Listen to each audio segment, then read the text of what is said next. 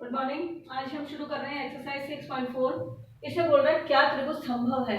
तो कोई भी तीन नाव जो दी हो तो उसमें त्रिभुज संभव तब होता है जब उसकी दो भुजाएं जो छोटी भुजाएं हैं उनका योग जो बड़ी वाली भुजा है उससे बड़ा होना चाहिए। यानी दो छोटी भुजाएं जैसे 2 सेंटीमीटर और 3 सेंटीमीटर है तो 2 को 3 को जोड़ा 5, तो तीसरी भुजा जो है वो 5 से ज्यादा होनी चाहिए, तब तो त्रिभुज संभव है, नहीं तो नहीं है।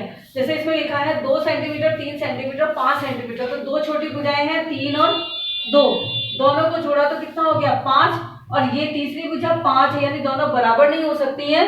क्या होगा इसमें त्रिभुज संभव नहीं, तो आंसर क्या बनेगा संभव नहीं, क्योंकि दो छोटी भुजाएं का योग यानी जो जोड़ने पर जो आंसर है वो तीसरी भुजा से ज्यादा होना चाहिए।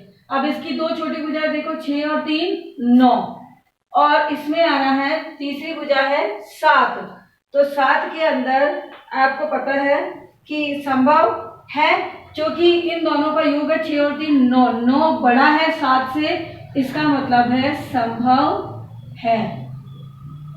तीसरा, इसकी दो छोटी भुजाएं हैं 3 और 2 5, 5 जो है इससे छोटा तो है लेकिन सिर्फ 1 सेंटीमीटर का अंतर पॉसिबल नहीं है, इसलिए अंतर थोड़ा ज्यादा होना चाहिए, यानी संभव नहीं।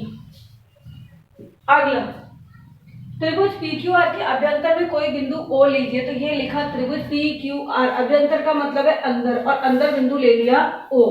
अब ये बोल रहा है कि क्या ये सही है कि OP और OQ, OP यानी O से P और OQ ये OQ, OP और OQ दोनों का योग PQ से बड़ा है, तो ये हाँ है, क्योंकि देखो छोटा देखने पे त्रिभुज पता चल रहा है कि दो छोटी भुजाएं दिख रही है OP और OQ, इन दोनों का योग जो है वो इससे PQ से बड़ा होगा, यानी हाँ। अगला है OQ और OR, जरा इस त्रिभुज को देखो OQ और OR, तो ये दो भुजाएं जो है इनका योग इस से बड़ा होना चाहिए, तो ये यही कह रहा है OQ और OR बड़ा है किससे QR से, यानी कि हाँ। अगला है OR, इसको देखो OR और OP ये दोनों बड़े होने चाहिए, दोनों का योग बड़ा होना चाहिए RP से, सही है हाँ, क्योंकि दो छोटी भुजाएं का जोड़ जो है वो तीसरी भुजा से बड़ा होना चाहिए। अगला क्वेश्चन है 3, इसे बोला त्रिभुज ABC की माध्यिका AM है। ये त्रिभुज है ABC, इसकी माध्यिका दे दी AM, ठीक है। अब बोल रहा है त्रिभुज AB प्लस BC यानी AB लाइन BC लाइन और CA लाइन, इनका योग जो है इस माध्यिका 2AM से बड़ा है, हाँ, क्योंकि तभी त्रिभुज बन रहा है ना, ABC भी बन रहा है और दूसरा त्रिभुज एक तो बन रहा है ACM। जब ये त्रिभुज इसीलिए बना क्योंकि इसकी ये भुजा दोनों भुजाओं से ये छोटा है, ठीक है, और ऐसे ये त्रिभुज बना इसीलिए बोला है कि 2AM से बड़ा है, हाँ।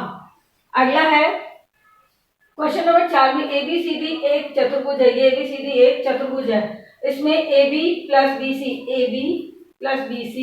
प्लस CD ये CD प्लस DA ये बड़ा है AC प्लस BD इसके योग से, सही है, क्योंकि देखो आप अगर हम इस त्रिभुज को देखें केवल अगर त्रिभुज ABC को, तो ABC की दो भुजाएं होगी AB प्लस BC, तो AB और BC के योग से बड़ा है AC, और इसी तरह से इधर, तो यानी ये बोल रहा है हाँ।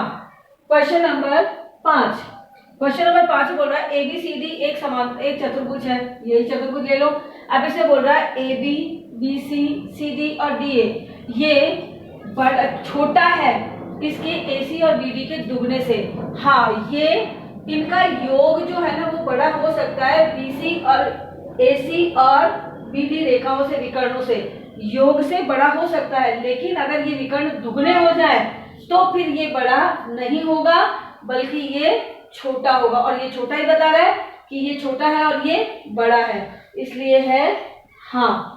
अगला है एक त्रिभुज की माप दे रखी है 12 और 15 सेंटीमीटर, तो तीसरी भुजा की माप क्या होनी चाहिए? तो क्या बताया कि दो छोटी भुजाओं का योग बड़ी भुजा से बड़ा होना चाहिए।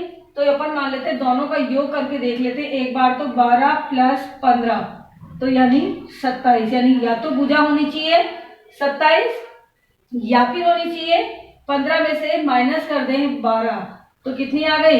3 सेंटीमीटर। तो तीसरी भुजा जो है 3 सेंटीमीटर से 27 सेंटीमीटर के बीच होनी चाहिए, यानी कितनी?